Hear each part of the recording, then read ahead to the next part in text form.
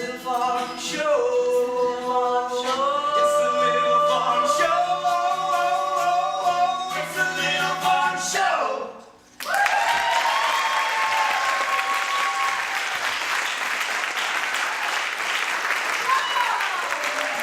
Ladies and gentlemen, this is my sister Millicent. You can call me Millie, and this is my brother, George. You can call me George. And we are the world famous McDonald Twins!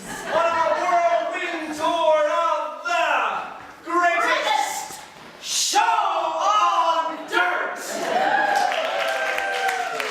This is the show where we go on about farming and food. I want to talk to you about farming, and I want to talk to you and you about food. Because without food, you can't do much of anything. Think deep thoughts about the nature and origin of the universe. Make art. Run a marathon. Run a corporation. Run for governor. Run it all into the ground. Run amok.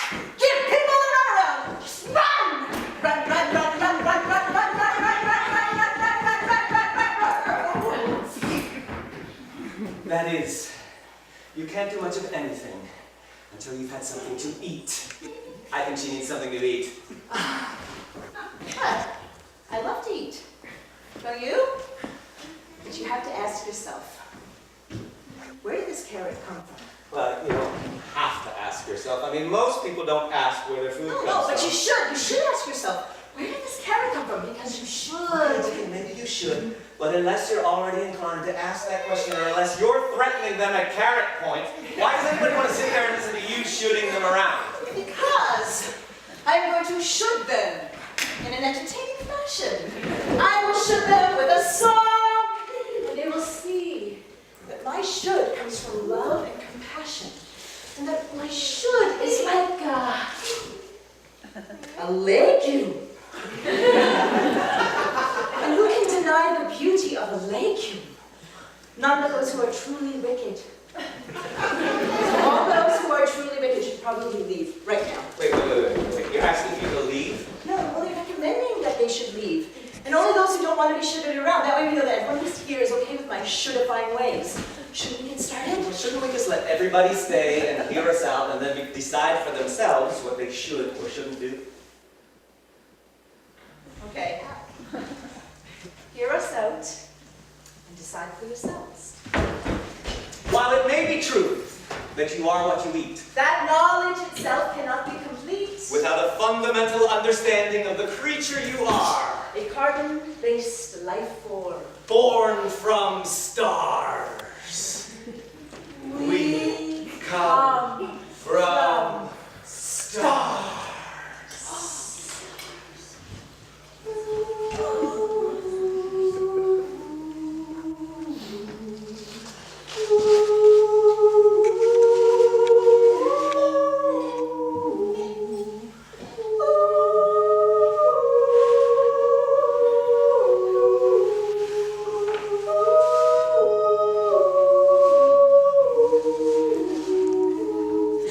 Once upon a time, it happened. And is happening today. The sun was not That it was sputtering away. in the dusty neighborhood of a dying star. A stardust startup carnival ride. The infant planetesimals collide in gravity's train, accumulating dust.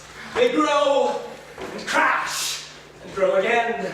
They stumble round the bonfire, singing harmonies of spheres, till the one we call our mother gives birth. And a sister moon appears. And they all dance, do-si-do, the planets and their moons, 4,000 million years before this moment, in this room, where something comes to pass. Satellite, maybe? No, listen. It's the solar wind. Shaking the trees. So, the planet and everything on it comes from stuff blown out of an exploding star, including you. But you don't even enter the picture until way late in the game. 4.5 4,99999 billion years after the planet was formed. And here's a little rundown of how we think it went down, because of course nobody was around to hear the sound, but fossils in the ground, archaeologists have found, point to the following chronology. That's a timeline. 4.5 billion years ago, the planet was a mess. Volcanoes spewing up gases that became the oceans and the atmosphere. You wouldn't have wanted to live here, even if you could. But in the oceans, single-celled organisms called cyanobacteria, or blue-green algae, were hanging out, sucking up organic molecules. Although, I'm sure they weren't certified organic. These creatures... George, what are you doing? This is the farming show. Yeah, and where is a farm? On the earth, yeah? No, we already did the part. That was just the beginning. This is the deep stuff, the deep time tango, baby. This is rock, this is strata, substrata. It's the biological, geological basis for life. And if you want to know where your food comes from, you gotta know where life comes from. So do we have to do this part? Yes. Okay, I'm gonna do laundry. Okay. A little while later, about 2 billion years, another group of single-celled organisms comes about called eukaryotes. And they have this cool little feature called a nucleus, which gives them the added ability to get together and make babies. Now, some of these creatures figured out that if they could just make their own food from the energy from the sun, they could just hang out in the pool all day and never have to suck up another organic molecule again. And that is exactly what they did. And voila! Photosynthesis begins. But what nobody saw coming, because nobody was around to see it, is that photosynthesis kicks out a ton of oxygen. Do I have to tell you where that's going to take us? Anyway, all this is happening during what is called the Precambrian time. After the Precambrian, the Cambrian arrives, whose mascot is the trilobite, the arthropod that dives. Next comes the Ordovician, best time to go out fishing. And then the Silurian, when the first shark takes a bite. And the earliest land plants appear, the leafless xylophytes. And though I've never known anyone living in the Devonian, I've heard they had an ozone layer, and arthropods could breathe the air, like spiders and like mice in the forests of the xylophytes. Amphibians could breathe it too, creeping through Devonian goo. Then, the Carboniferous twins begin, Mississippian and Pennsylvanian. When vast coal-forming settlements sunk down in funky swamps, cockroaches and other insects scuttled through their haunts. When the Permian rolls around, we get dragonflies and beetles. Reptiles continue to diversify, but none yet are bipedal. For that Mesozoic classic, we need to head to the Triassic. But before we go, we need to pause the show for a bona fide mass extinction, when all life, rather 99% of it, on the planet perished. George!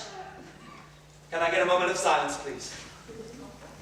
Then we rev it up again as the dinosaurs step in. Still quite small at 20 feet tall, but fast with a 2 feet grin.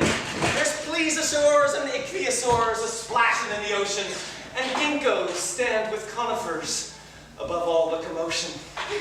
But this one's gonna end badly too. Like the Permian before, another mass extinction before we close the door and open up the Jurassic with Tyrannosaurus Rex. Triceratops and Brontosaurus are the ones we know the best. But Archaeopteryx is in there too, the dinosaur with feathers that flew straight into the Cretaceous, where the poles were free from ice, and evolution engineered angiosperms, flowering plants. That's nice.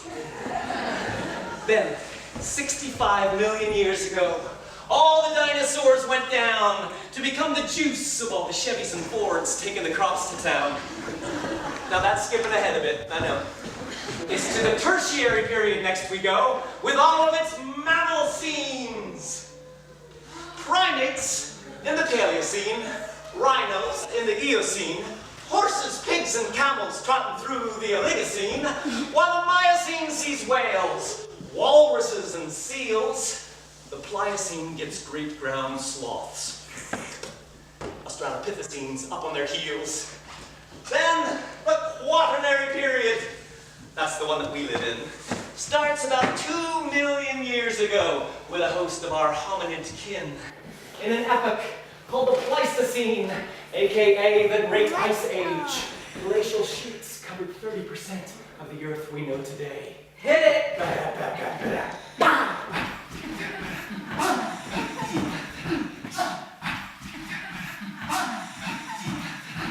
So get your waters on. So get your waters on. Get your waters on! Woolly rhinoceros too. Muskox, bison, saber-toothed cats in the woolly petting zoo. When the glacial ice last retreated, and then the landscape as it now stands. Mountains, lakes, river valleys, ceramic rock, soil, and sand. Homo erectus playing with fire in the hearth and cooking red meat. With a bigger brain case than the hapless gang that would have such a hasty retreat.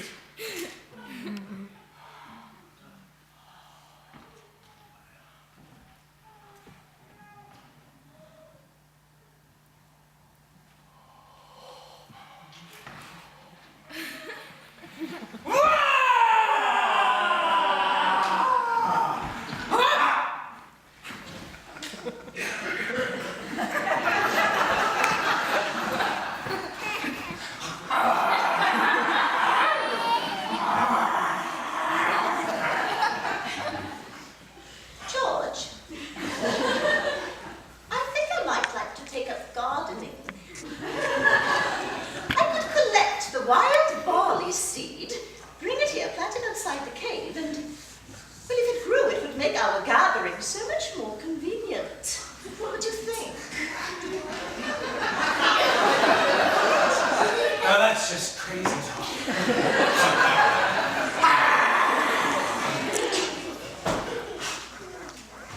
You think it really happened that way? Yeah.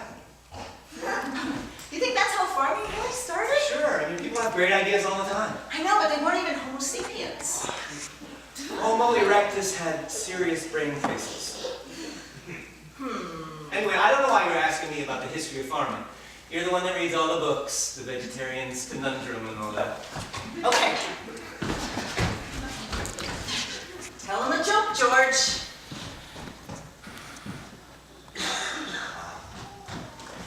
Okay, I got it.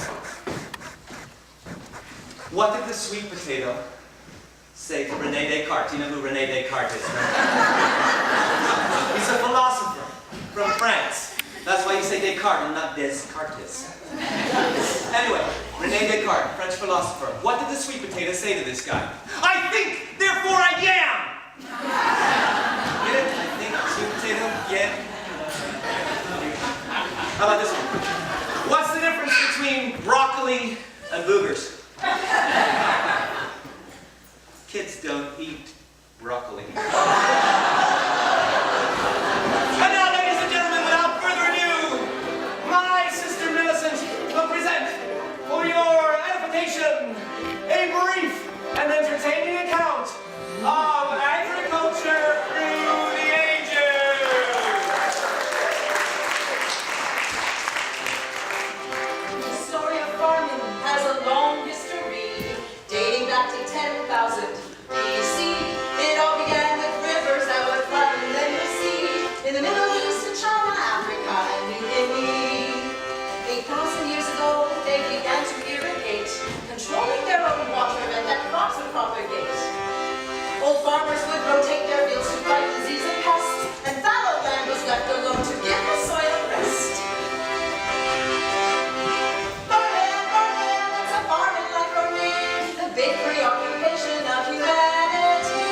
Farming, it's a cultivated art, filling up the belly and the heart.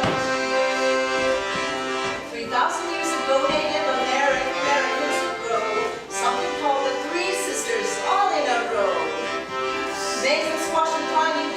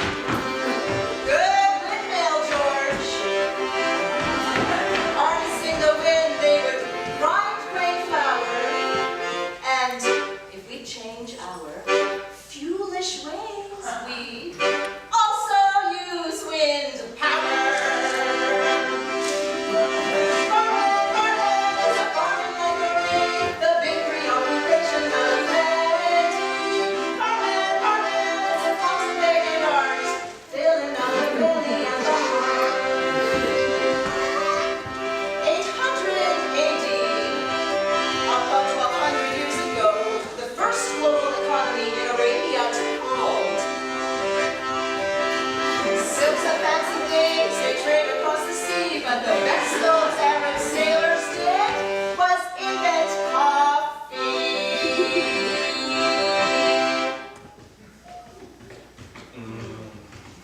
That's good coffee. The diva serfs would work the land to feed their family, pay a tax of meat and fruit to co-ability. Feudal land was in rotation, winter, summer, fallow, guided by the stars and pagan rites.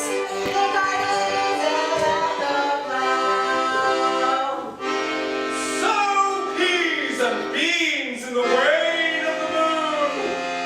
Who soweth sooner, sows too soon. Onion skin, very thin. Mild winter coming in. Onion skin, thick and rough. Rough in winter's cold and tough. Oh. Transatlantic travel rocked the 16th century. Seeds and plants, disease and maps went back and forth quite freely. Tomatoes from Peru appeared in Spanish cookery. And native peoples, north and south, of Christianity. And wheat. And smallpox. Colonial expansion spread and next came slavery. Nora, Nora, let me come in. Doors all open and the windows pinned. Keep your hand on that cloud. Hold on, hold on, hold on. Beginning in the 16th century, between 9 and 12 million African slaves were shipped to the Americas to work in mining and agriculture, growing cocoa, coffee, sugar, tobacco, and cotton.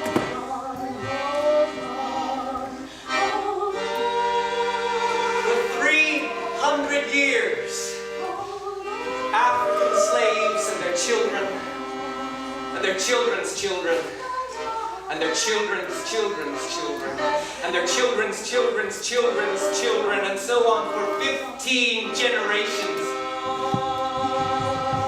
That's insane. Son, I don't like slavery any more than you do. But it's an economic reality. The system won't work without it. So it's just something we need to live with. Emancipation. After emancipation came industrialization. John Deere cast the first steel plow that sold across the nation. Then he built a tractor to replace horse and power, and it was mechanized this, mechanized that, mechanized this, mechanized that, mechanized this, mechanized that. I hate mechanization. It gives me a headache. Farming, farming, it's a farming like Bernie. The big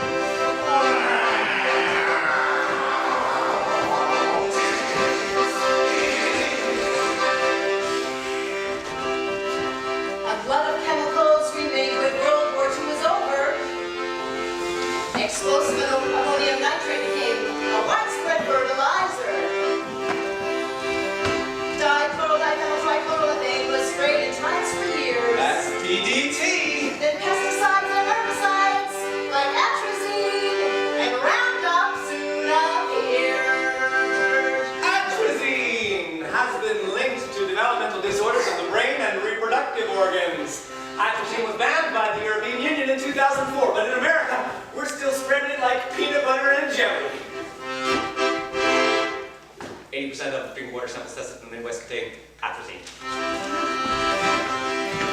In the 70s, our policy forced farmers to grow corn Get big or get out! with subsidies and pesticides, and monoculture was born. In the 1990s, GMOs helped CEOs get wealthy. GMO! When Monsanto put out corn syrup, it's not what keeps us healthy.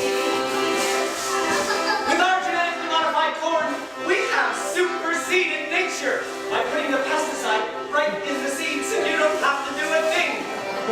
Did somebody say corn syrup? Give me no! Oh! Give me a no!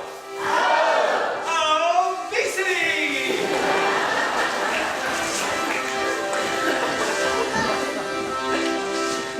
This ain't how the story ends, so don't get in a panic. There's something going on in the name of the farm, and we call it inorganic. There's still family farms with gardens in the garden. People are growing gardens. There's permaculture here and permaculture there, and compost piles and community gardens, CSAs, children growing at home, people sowing and saving seeds, raising beef, making cheese, keeping bees and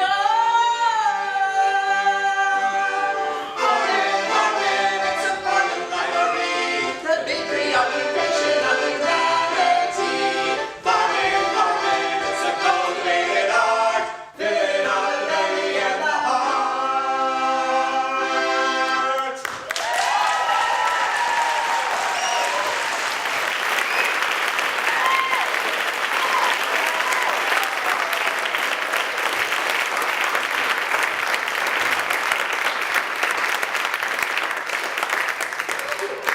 Right now, for our next number, my brother George is going to give a wonderful recitation of a poem by the great American poet, Walt Whitman.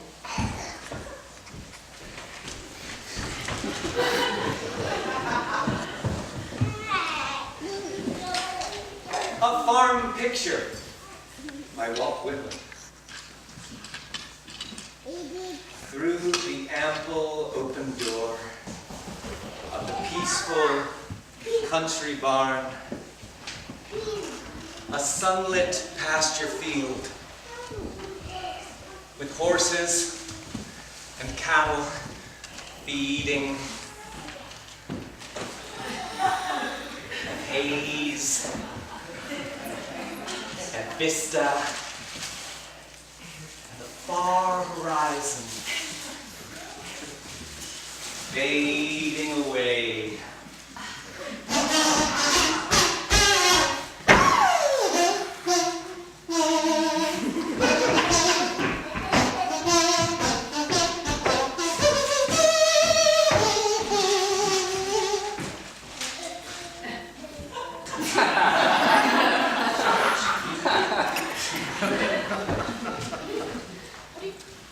George, what are you eating? A hamburger. I brought one for you. Here. No, thank you. What? It's local.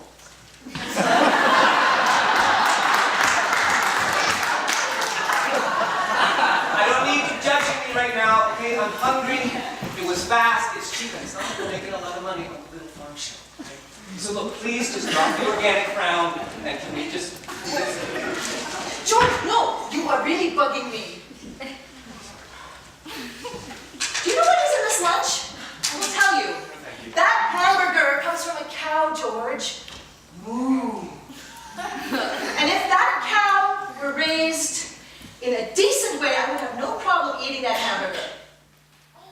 But that animal undoubtedly was taken from its mother at 2 weeks of age and shipped to an industrial feedlot, which is nothing like a farm, George. An industrial feedlot is like a mini medieval city, built for up to 100,000 head of cattle, all crammed together in really dirty, really nasty conditions. And they're fed corn. What's wrong with corn? Cows aren't supposed to eat corn, George. They eat grass. They're ruminants. Like when we have to share a hotel room. Ruminants. They're animals that they throw up and they eat their throw up. Okay, that's So these cows, their bellies are getting all messed up because they can't digest what they're being fed. And because they're not eating grass, which will give them everything they need nutritionally, they're given liquefied fat from a nearby slaughterhouse. Wait, liquefied fat. Yes, other animals, they're friends. No. Yes, and a protein supplement derived from natural gas. You're eating natural gas, George! Are you trying to be like Mom? Okay. George, when did cows evolve? Well, the first bovine fossils, that's cloven hoof animals from the family Bovidae, which include cow, sheep, and antelope, were found in France and sub-Saharan Africa, where they evidently first appeared in the early Miocene, Okay, just give me a number, okay? 23 million years ago. Great. So for 23 million years, cows have been surviving just fine on grass. But then in the last 60 years, everything changes for the cows. So to keep them from dying of sickness due to overcrowding, lack of good nutrition, they're given loads of antibiotics. And whatever they don't absorb into their flesh gets pooped out into big manure lagoons that give off really nasty gases like methane and ammonia and hydrogen sulfide. And then to top it all off, sometimes these lagoons leak into the water supply. So, even if we don't intentionally want to eat hamburger, we get to drink it.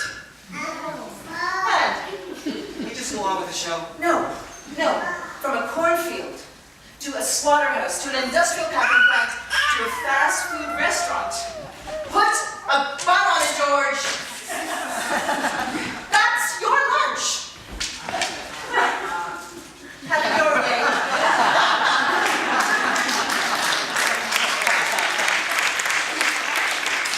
One more thing about fossil Oh, fuels. you've already ruined my lunch. Look, it's not my fault. Those hamburgers are being made. If I buy them or not, it doesn't make any difference. Somebody's going to buy that hamburger. It doesn't matter what we do. We can't change the world. Yes, we can, George, we can. We can change our behavior. We can change our habits of consumption. We can start a revolution. We can start a movement, a grass-fed movement, a local movement. Yes. Yes.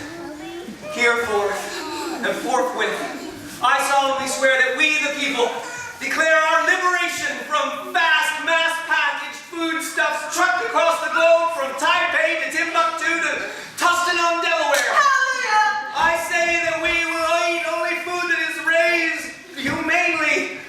I move that we buy locally, eat locally, sleep locally, breathe locally. I second the motion! I am the motion. The local motion!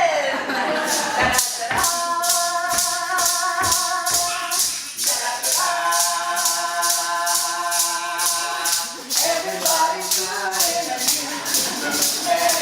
Come on, baby, do the local motion. I know you're gonna like it if you give it a chance now. Come on, baby, do the local motion. Little baby sister can do it on skates. It's fresher than imported Chilean spring. So come on and do the local motion with me. You gotta find a farmhouse. Come on, baby, They're on. don't laugh. Oh yeah, I think you got the knack. Now that you can do it, why not eat your food in season? Come on, baby, do the local motion. Apples in the autumn and asparagus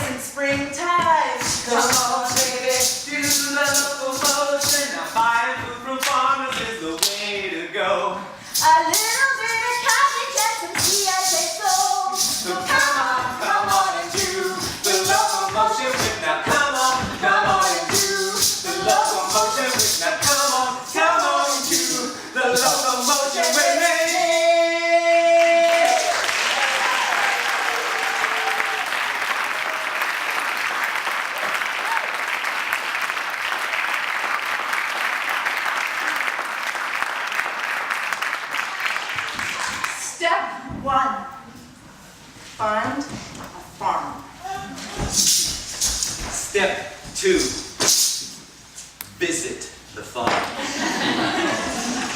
And no excuses. If you can't get to a farm, find a farmer that will come to you. Well, it's 5 in the morning and I'm already up. I got coffee on and the tractor's heating up. It's a beautiful day and I'm ready to play. My boots off and then the chicken laid an egg. This is my farm and I know. Plant the seeds and they grow. Cabbage, carrots, tomato. E-I-E-I-E-I-O. Well, won't you come along and visit me on the farm? I'll walk across the field and I'll show you the barn. We got animals and vegetables, bees and honey. I eat what I grow and what I grow makes me money. It's a little farm show. Plant the seeds and they grow. Cabbage, carrots, tomatoes. E-I-E-I-E-I-O.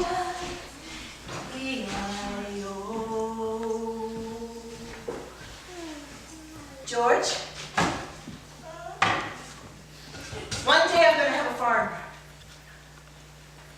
And this is what it's going to be like. It's going to be a small farm, about 22 acres. But there's a lot that you can do with 22 acres. That I'm going to show you today. This is river bottom soil. Our farm is located in a river valley that was carved by a big glacier. And over time, as the course of the river changed, it left behind rich, fertile soil which our vegetables love. I'll show you the barn. This is our barn. Built in 1927 by my great-grandfather, Henry MacDonald. This.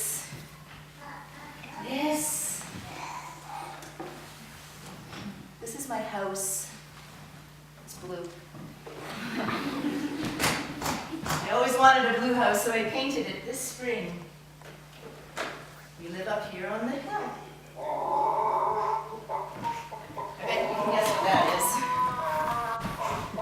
Hello, girls. This is the chicken mobile. A week ago, it was here. Then, a week before that, it was here. See, we keep our chickens in a portable chicken coop. That way we can move them once a week to fresh grass.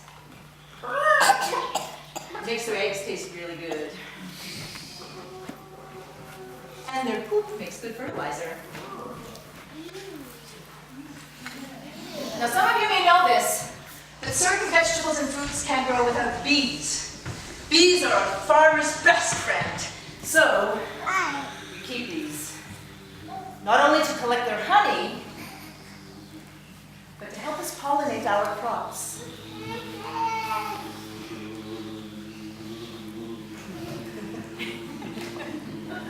As the bee collects nectar from flower to flower, it also transfers pollen flower to flower. This pollinates the flower so a fruit or vegetable can grow. I'll show you one more thing. This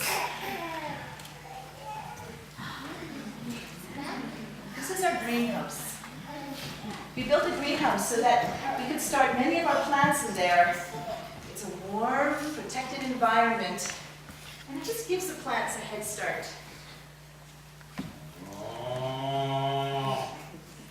George. We don't have a cow. So we have the barn and the bees and the chickens, my house, the greenhouse, but there's something missing. And it's my favorite thing of all.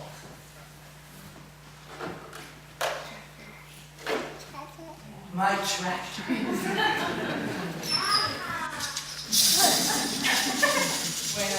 about my tractor, I wanna say, hey!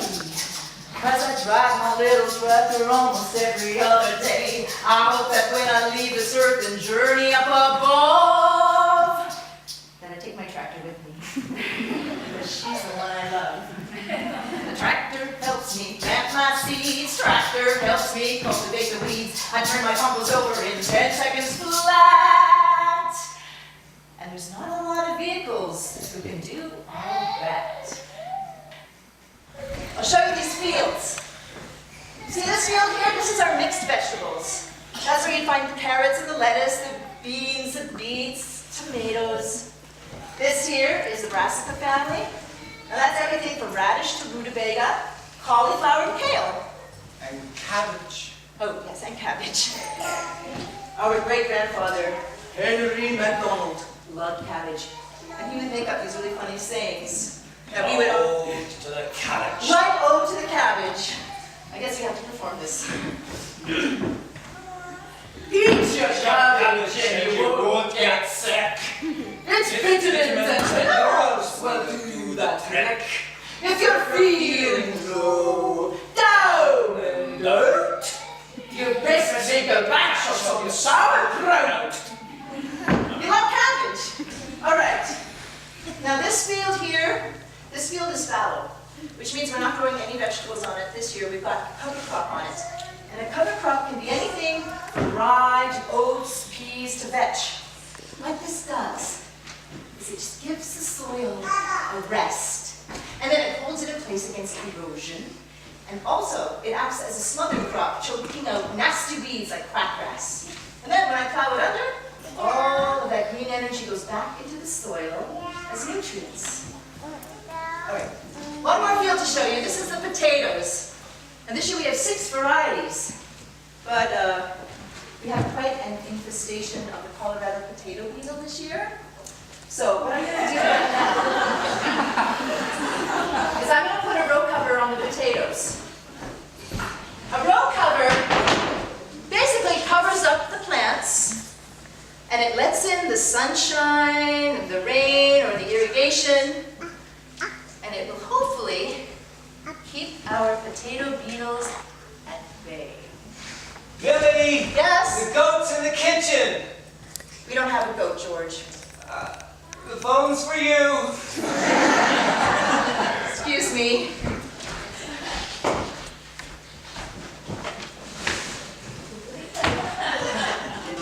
Spuds, spuds, spuds.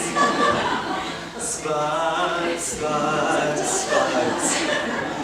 Spuds, spuds, spuds. All you need is spuds. All you need is spuds. Everybody! All you need is spuds, spuds.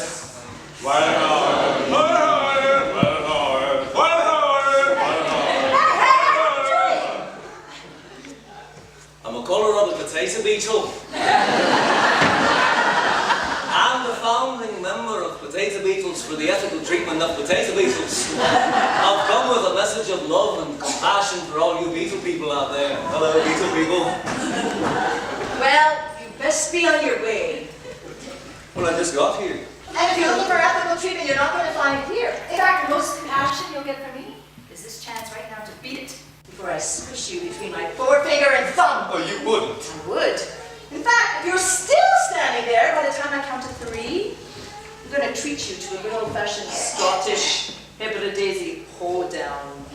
1. Well, I thought this was an organic farm. It is. 2. Well, doesn't that mean you use alternative methods of pest control, like crop rotation and row cover? 3. I I warned you, beetle.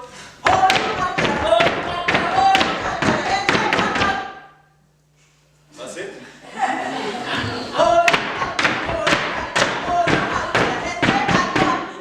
Can't we come to some sort of a compromise? Compromise with a beetle? Dance to your children while it's good to be living. Mother, dance to your children while there's nothing better here. Yeah, hen up, hen up, hen up, hen up, hen up, hen up, hen up, hen up, hen up, hen up, row. Hen up, hen up, hen up,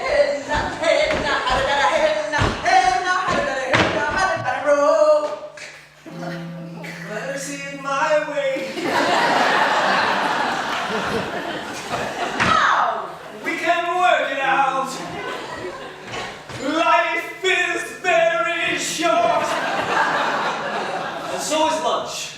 What say we call a momentary truce and have ourselves some vitamin C? What?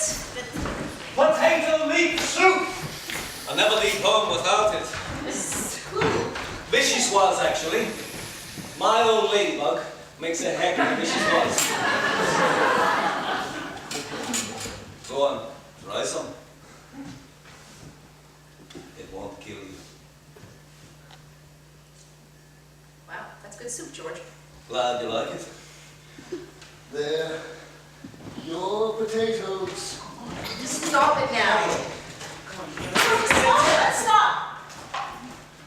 I don't know why we always have to play by your rules. Anyway, if you don't like Colorado potato beetles, why don't you spray the place with pesticides like everybody else? Because I don't want to. Because I want to work with nature and what nature gives me, good and bad. And if that means I have a little bit more work, I don't mind. Usually things that come too easy go too easy. Except for chemicals. If you put chemicals in the ground, they hang around. And then they come back up in your drinking water or your soup. Anyway, that's all part of a broken system that I don't want any part of.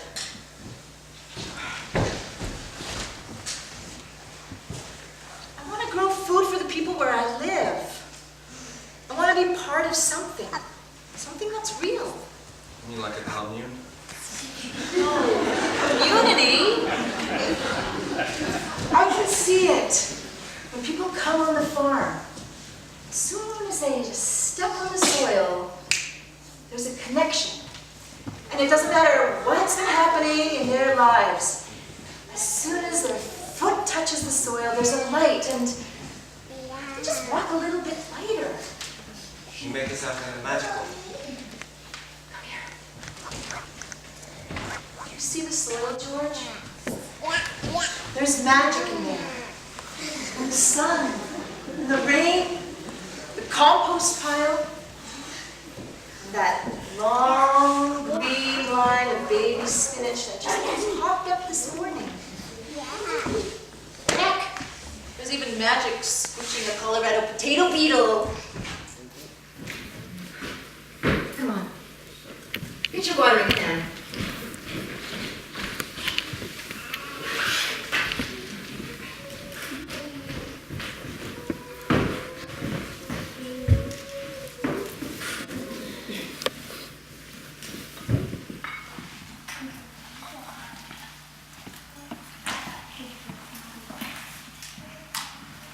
Tis the gift to be simple, tis the gift to be free.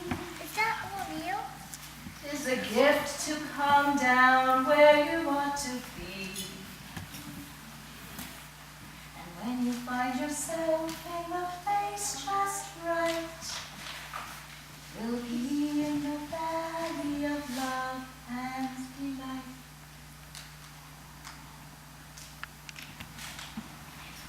When true simplicity is gained, to bow and to bend we shan't be ashamed to turn. Turn will be our delight, till by turning, turning we come round right. When true simplicity is gained, to bow and to bend we shan't be ashamed to turn.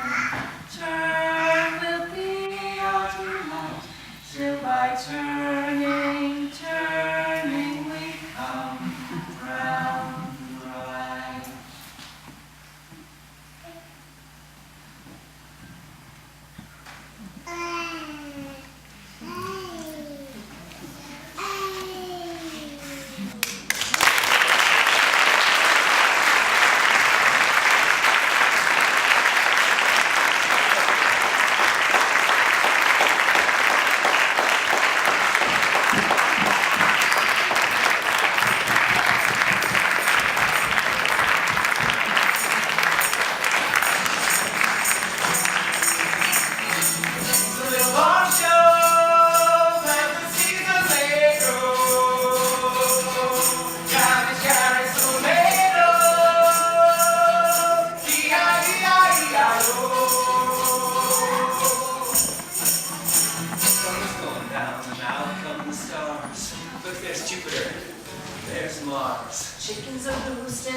station lights on. We'll be in there soon when we finish this song.